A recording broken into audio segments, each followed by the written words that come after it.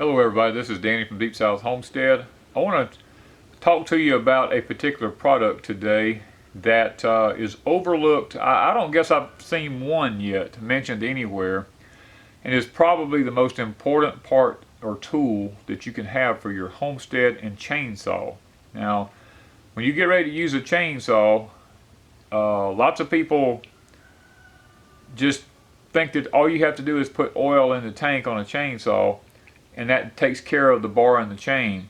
If you have a sprocket tooth bar on your chainsaw, there is a tool that goes with that that is not sold with most chainsaws.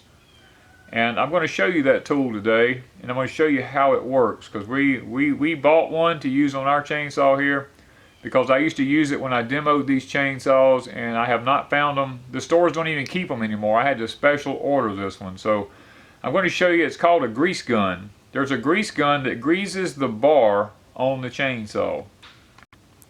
Okay, I'm going to show y'all how this little grease gun, how it functions here, if I can get the top off of it. The cap comes off the end of it here. And what you do is, there's a little chain in it, this thing here. It has a little container on the end here. And what you do is, you pull this thing out, like that.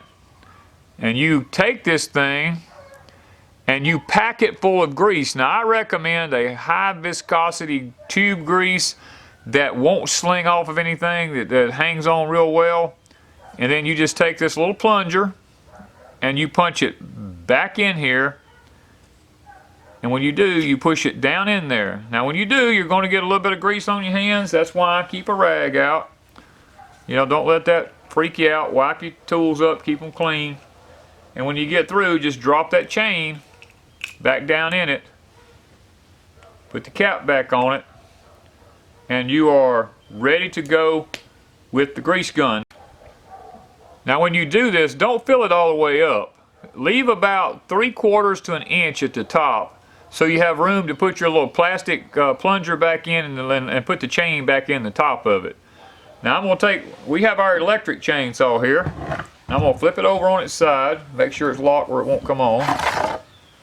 And I'm going to show you on the end of the bar here. That's the reason I brought a rag, because we hadn't done ours yet. There's a little tiny hole right there on the side of the bar. There's also one up here, but there's one right next to that sprocket nose right there. There's a little tiny hole right there in your sprocket nose bars. Now what you want to do is,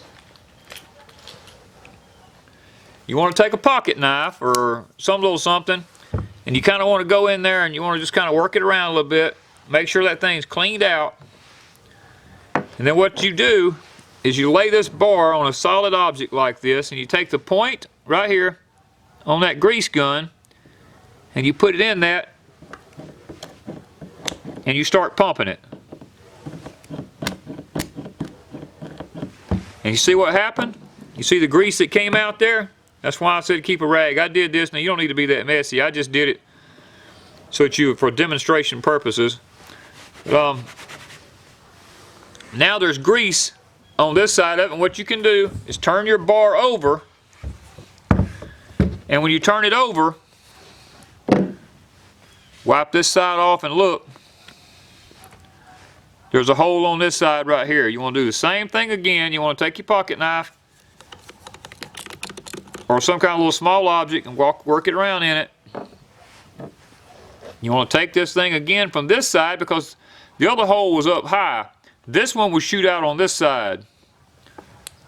Okay, we see the grease starting to come out right here. I'm not going to make as much of a mess with this one as I did with the other side. The grease is starting to come out on this side of it, so that now when you roll this chain like this, your sprocket is being greased on the inside, because you see there's grease all over the chain here now. That ensures the life of the nose on this sprocket here, of this bar.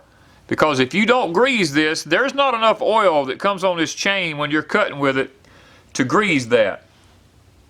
That's why those little tiny holes are there. Most people overlook that. Even when they sell the saws, I don't know why they don't sell the grease gun with it, but usually they don't. And guys, this is the most overlooked tool with chainsaw care that's out there. You can order these from most saw shops or small engine places. You can go online and order them. As a matter of fact, if I can find this one on Amazon, I will actually put a link down below where you can order one if you want it. They're not that expensive. I paid $15 for this one, and for what these bars cost and the life expectancy that this will give to them, the $15 is well worth it. So guys, I'm going to take this saw out now, and I'm going to cut some trees down with it, and I'm going to show it in use. And I hope that y'all have enjoyed finding out the tool is really not ever spoken about when it comes to chainsaw use. So thank you from Deep South Homestead. Hey guys, this is Danny this morning. We're out here in our woods. It's done turned cold in the Deep South, so we got to get firewood, you know, a little bit more of it stored up, because we're finding out that the solar minimum may be worse this year than what they're thinking. So we're wanting to get an ample supply of firewood. We've added onto our woodshed. And I went around looking on the property here, and next to my fence, I just put this new fence up. And here's a tree that's died that's going to fall out across that fence if I can't get it cut back this way. So we're going to try to get it cut down and use it for firewood. Here at the homestead, we've got several more trees we found on the place here that's dying or has been broken off or rotten, and we're going to try to get them down. We're going to be using our electric chainsaw. I don't know how much battery we got left, because we've been using it now for about 2 days, on and off. So I may not have enough battery to even cut it down. I don't know, but we're going to try to see if we can at least get it on the ground and get some of the smaller stuff cut up and took to the house before we have to recharge the battery. All you have to do is we keep the chain brake on, because that way it can never be used until you flip the chain brake up. Then it will turn, and that's just a safety device on this chainsaw.